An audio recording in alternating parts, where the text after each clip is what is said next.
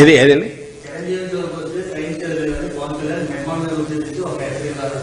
అది నాకు నవ్వు వచ్చింది. నిన్న మీరు ఎవరన్నా వింటే నేనేమన్నా ఎవరన్నా నన్ను వచ్చి చిరంజీవి గారు ఇట్లా అన్నారంటే శుభం మంచిది అన్నా.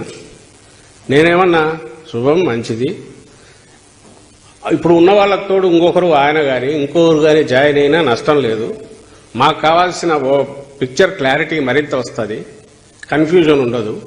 మా వరకు మేము కాన్ఫిడెంట్గా ఒకరం ఉన్నాము. అటువైపు ఇట్లాంటి రకరకాల ఆలోచనలు ఉండే వాళ్ళను ఫిగరేటివ్గా నేను పోల్చిన. దుష్ట ఆలోచనలు ఉండే వాళ్ళతో వీళ్ళందరూ చేరుతున్నారు కాబట్టి చంద్రబాబు నాయుడు లాంటి వాడితో ఎందుకు ఆయన దుష్ట ఆలోచనలు, ఆయనకున్న కుట్ర బుద్ధి లేదా ఆయన గత చరిత్ర వీటి గురించి నేను పోతే అది గంటలు పోతుంది, దానికి పోవట్లేదు, అది అందరికీ తెలుసు. నేను ఇంతకుముందు అన్నదంటూ కూడా ఉంది. ఆయనకు అధికారంలోకి రావడం తప్ప అది పవన్ కళ్యాణ్ బాధ్యత, చిరంజీవి బాధ్యత, మోడీ బాధ్యత, పురంధేశ్వరి బాధ్యత అని ఆయన అనుకుంటుంటాడు. ఇట్లా అనుకున్నట్టే అన్నాడు. ఆయన కూడా దాంట్లో చేరినాడు, మంచిది. వేరే మేము ప్రజలు మాతో ఉంటేనే మేము అధికారంలోకి రాగలం కాబట్టి ప్రజలతో ఎట్లా ఉంచుకోవాలని మేము ఆలోచిస్తున్నాం జగన్మోహన్ రెడ్డి గారు. అలాంటి దుర్మార్గపు ఆలోచనలో ఉండే వాళ్ళందరినీ పంచతంత్రంలో క్యారెక్టర్స్లో ఇవన్నీ ఉంటాయి. రకరకాల గుంటనక్కలు, తోడేళ్లు, ఇవన్నీ. వీళ్ళందరూ గుంటనక్కలని నేను గుంటనక్కలు అన్నట్ల స్వభావ రీత్యా అలాంటి వాళ్ళందరూ ఒక దగ్గర అంటే చంద్రబాబు నాయుడు గారు అలాంటి వాళ్ళందరినీ చేర్చుకుంటున్నారు. వాళ్ళు కూడా ఆ స్వభావం ఉండే వాళ్ళతో చేరి వాళ్ళు కూడా ఆ రకంగానే అవుతున్నారు అనే ఉద్దేశంతో నేను అన్నా ఎవరిని అవమానించాలని అన్నా. ముందు అన్నది కరెక్ట్. చిరంజీవి గారు ఆయన వ్యక్తిగా ఇప్పుడు ఆయన వ్యక్తి మాత్రమే, మంచి సినిమా స్టారు, మధ్యలో రాజకీయాల్లో ఉన్నారు. ఇప్పుడు కాదని ఆయన డిక్లేర్ చేశారు. పెద్ద మనిషి, రాష్ట్రంలో అందరూ గౌరవించేవాడు అనుకుంటే ఆయన అభిప్రాయం మేరకు ఈసారి కూటమి రావాలని ఉంది. కూటమి అనగానే ఏమేమి వస్తాయి? ఇవన్నీ 1, 2, 3, 4 వస్తాయి. పోనీ ఆయన ఎవరిని కూర్చోబెట్టుకుని చెప్పారా పక్కనంటే ఎత్తిపోయి దివాలా తీసి ఇదైపోయి బ్యాంకులు మోసం చేసిన వ్యక్తి ఆయన సపోర్ట్ చేస్తూ మాట్లాడారు. ఇలాంటి వాళ్ళందరూ ఒక దగ్గర చేరినప్పుడు ఏమనాలో ఆయనే చెప్పనండి, పవన్ కళ్యాణ్ గారిని ఆయనే చెప్పాలి దానికి ఎక్స్ప్లెనేషన్.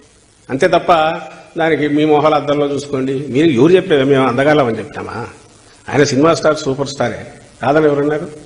అదే కదా ఆయన బతికించేది. ఈరోజు చంద్రబాబు నాయుడు డిపెండ్ అయింది.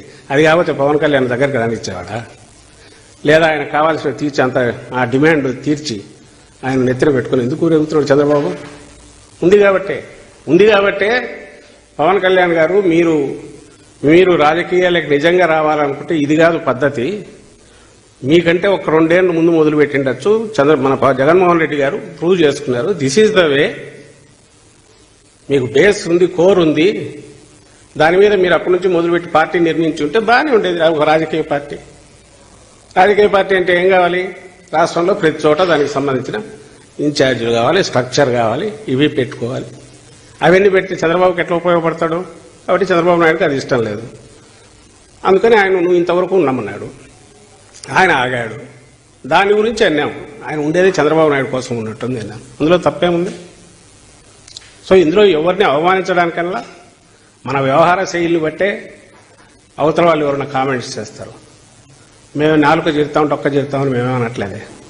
ఆయన మాటలను బట్టే వాటి మీద మా జరిగిన దీని గురించి రిపోర్టర్లు అడిగితే అన్న మా అంతటా మేము కూడా అనలేదు. మీరు అడిగితే చెప్పిన దానికి రిప్లై అది.